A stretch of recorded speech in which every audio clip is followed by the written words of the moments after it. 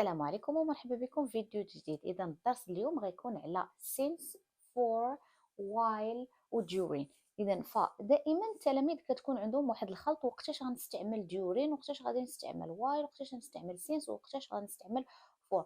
اذا يلا نتبعوا الدرس باش ما يبقاش عندنا هذا الاشكال. اذا فبالنسبه اول حاجه غنتحدثوا عليها هي since و for. اذا وقتاش كنستعمل كل وحده.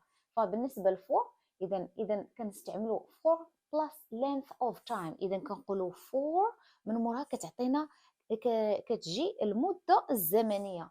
اذا how long، اذا شحال المده. اذا فهنا ناخذ المثال الاول I have been waiting، يعني كنت كنتسنى for 2 hours. اذا كيف ما كتلاحظوا عندي هنا for يعني كنت كنتسنى لمده، هنا عندي 2 ساعات. اذا 2 ساعات يعني المده اللي كنت كنتسنى فيها. اذا دائما من مورا فور كتكون how long، يعني شحال المده اللي كانت فيها هذاك الاكشن ولا هذاك الفعل، يعني كان شحال المده، يعني تسنيت لمده ساعتين. اذا فبالنسبه للسينس كتكون من موراها point in time from when. اذا since كتجي من موراها point، يعني واحد النقطه في الزمن، يعني من وقتاش، يعني since when يعني من اين وقت وانت كتسنى.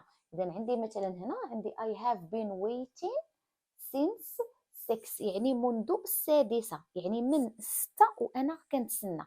اذا دائما نعقل بان for كتجي من موراها المده، و since كتكون point of time، يعني من وقتاش كان هذاك الحدث.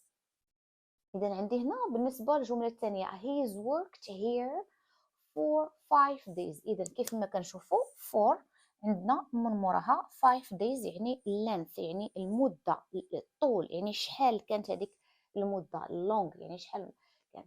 اذا فهنا عندي ولا كنقولوا he's worked here since Monday، يعني منذ الاثنين، يعني من الاثنين وهو بدات وبدا العمل. اذا هنا the stores been open، يعني المحل بدا تحل for 3 weeks. اذا تحل المده 3 الاسابيع، يعني 3 الاسابيع والستور كان مفتوح محلول. اذا بغينا نقولوا since، اذا نشوفوا الجمله the stores been open، يعني the stores تفتح since July 1st. اذا since دائما كنحدوا وقتاش. اذا هنا first of July يعني جويي، لو بروميي جويي، يعني فاتح يوليوز. اذا هنا we've known her، اذا حنا تعرفنا عليها for 20 years. اذا هنا عندي for من موراها المده لمده 20 سنه. اولا اذا بغينا since غنقولوا I have known her since 1999، يعني تعرفت عليها منذ سنه 1999. اذا فبالنسبه للجمله عندنا they have lived here، يعني بانهم عاشوا هنا for 6 months، يعني جاو سكنوا هنا لمده 6 اشهر. اذا هنا عندي المده حيت عندي for. اذا بغينا نستعملوا since شنو غادي نقولوا they have lived here since New Year's Eve، يعني منذ ليله راس السنه. اذا نشوفوا الجمله الاخيره he's been in London for 40 years، يعني هو بقى في لندن لمدة 40 سنة. إذا كنقولوا المدة شحال 40 سنة دائما مع for كنقولوا المدة شحال، واش يوم واحد ولا 40 عام ولا 2 الأسابيع. إذا كنحدوا المدة. إذا فبالنسبة لسينس إذا غادي نقولوا he's been in London since he was born، يعني هو سكن في لندن منين تخلق، يعني منين خلق وهو ساكن في لندن. اذا نتمنى ان لحد الان وضحت لكم الرؤيه وبقيتوا وعرفتوا دابا وقتاش كنستعمل الفور وقتاش كنستعملوا سينس. اذا لحد الان متفقين. اذا فالان نمروا لديورين ووايل، وقتاش كنستعمل ديورين وقتاش كنستعملوا وايل. اذا هنا عندي ديورين كيجي من موراها ناون، دائما ديورين كيكون من موراها اسم. اذا ناون هو الاسم. اما بالنسبه لوايل كيكون من موراها جيرند. جيرند هو الفعل وكيكون فيه اي ان جي، بحال مثلا الفيرب تو ايت. اذا ملي كنبغيو جيرند كنزيدوا ليها هذيك ing. اذا during كيكون verb وكنزيدوا ليه في الاخر ان جي، بحال eat كنكتبوا الفيرب مثلا eat وكنلصق معاه ing، هذا كيتسمى gerund. اذا اما كنستعملوا معاها gerund ولا كيتستعمل معاها subject plus verb. اذا subject بحال I you he she it وكيكون موراها الفيرب. اذا فالان نمشيو للاكزامبلز باش تزيدوا تفهموا اكثر. اذا عندي هنا بالنسبه الديورين we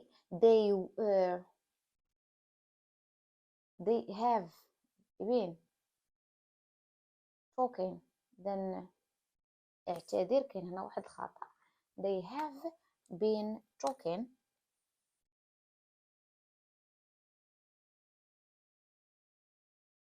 uh,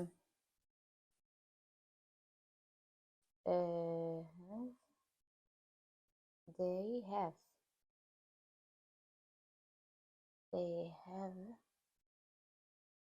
been talking during the movie. اذا هما كانوا كيتحدثوا during the movie. اذا كتشوفوا هنا during جات من موراها noun، اذا اللي هو movie during the movie. ولا كنقولوا they have been talking while watching TV. اذا while هنا كنشوفوا عندي الجيرند فينا هو watching. اذا هي الفيرب watch كيف ما قلت لكم، وكنلصقوا معها ing watching TV. اذا هنا I slept during the flight. إذا أنا نعست during. إذا هنا عندي during وموراها عندي noun during the flight. إذا بغينا نستعملوا while غنقولوا I slept while I was on the flight. إذا ها هو هنا كنشوفوا I وعندي الverb. إذا عندي هنايا subject اللي هو I. إذا عندي هنا الverb هي was. إذا عندي subject plus verb. إذا كيف ما كتشوفوا إما غنستعمل while كتستعمل معها ing gerund while watching while eating while sleeping. إذا حنا كنختاروا الفيرب اللي عجبنا، أولا كنستعملوا معاه subject while I eat while I sleep while I watch. إذا subject plus verb. إذا فبالنسبة للنموذج الآخر عندنا we met during the conference. يعني حنا تلاقينا خلال الكونفرنس اللي هو المؤتمر. أولا كنستعملوا we met while we. إذا هنا عندي subject اللي هو we وعندي الverb اللي هي were at the conference. إذا هنا كيف ما كتلاحظوا فهنايا بينو وقتاش كنستعمل for وقتاش كنستعمل since وقتاش كنستعمل during وقتاش كنستعمل why. اذا هادو فقط قواعد كتعقلوا عليهم، وبالتالي ما غيبقى عندكم حتى اشكال بالنسبه لوقتاش غنستعمل هذه وقتاش غنستعمل هذه. اذا الان نتمنى ان كلشي مفهوم. اذا الان نمروا الاكزرسايزز باش نزيدوا نفهموا اكثر وباش نطبقوا هاد القواعد. اذا فكيف ما كتلاحظوا في التمرين عندنا since و for و during و while. اذا هنا عندنا اقتراحات وحنا غادي نختاروا الاقتراح الصحيح. اذا بالنسبه للسؤال الاول عندنا I'm Marcelo from Brazil. I have been in Toronto. اذا هنا since. اذا ولا for. اذا نتوما غادي تكتبوا هنا عندي 5 years. يعني انا سميتي مارسيلو وانا من البرازيل وانا I have been in Toronto يعني كنت انا استقريت في تورونتو. اذا تستعملوا اما since ولا for. اذا عندي 5 years 5 سنوات. اذا عندنا الجمله الثانيه I came here during ولا while the summer يعني جيت لهنا خلال the summer هو الصيف. اذا since و for يعني منذ then يعني منذ تلك المدة تلك ولا تلك then يعني مثلا هذيك الفترة ولا هذيك الوقيته كيف ما كنقولوا I have been learning English يعني من هذيك الوقت وأنا كنتعلم اللغة الإنجليزية. إذا عندنا الجملة الرابعة عندنا during ولا while the day يعني خلال النهار I attend classes يعني كنحضر الكلاسز اللي هما الكلاسز ماشي هما الأقسام وإنما هي الدروس كيحضر الدروس. during while I am there يعني منين كنت تما there يعني تما I also speak to my friends. يعني أنا كنتحدث إلى أصدقائي. عندنا السادسة I need to practice يعني خاصني نتدرب because I'll be here يعني أنا غادي نبقى هنا since ولا for 1 month. إذا نتوما غادي تختاروا وحدة فيهم. I live in with a Canadian family يعني أنا كنعيش مع عائلة كندية and I practice English وأنا كنتدرب على اللغة الإنجليزية. إما ديروا during ولا while I am at home. إذا نتوما غادي تختاروا وحدة فيهم. عندنا الجملة الأخيرة I picked up that phrase today يعني أنا خديت هذيك الجملة today إما during ولا while my conversation class. إذا نتوما غادي تختاروا وحدة فيهم. إذا فغنحاولوا أننا نديروا بوز للفيديو وتكتبوا هاد الجمل في شي دفتر وتحاولوا أنكم تخرجوهم ومن بعد ندوزو للتصحيح. إذا ندوزو للصحيح. إذا عندنا الجملة الأولى مارسيلو I have been in Toronto. عندنا 5 years. إذا 5 years عندي هنايا مدة اللي هي 5 سنوات. إذا ملي كتكون عندي المدة شنو قلنا كنستعملو for. very good. إذا نستعملو for 5 years. إذا I came here the summer. إذا شنو غادي نديرو واش during ولا while the summer. إذا غادي نستعملو during the summer. very good. حيت عندي noun. إذا during دائما كتجي من موراها noun. إذا summer noun. إذا عندي since for then I have been. إذا هنا عندي then يعني عندي واحد المدة واحد المارك in time يعني واحد النقطة في الزمن. إذا هنا ملي كتكون عندي نقطة في الزمن كنستعملو since. very good. إذا during while the day I attend classes. إذا شنو غادي نديرو نديرو during. علاش؟ حيت عندي هنا the day عندي noun. إذا نستعملو during.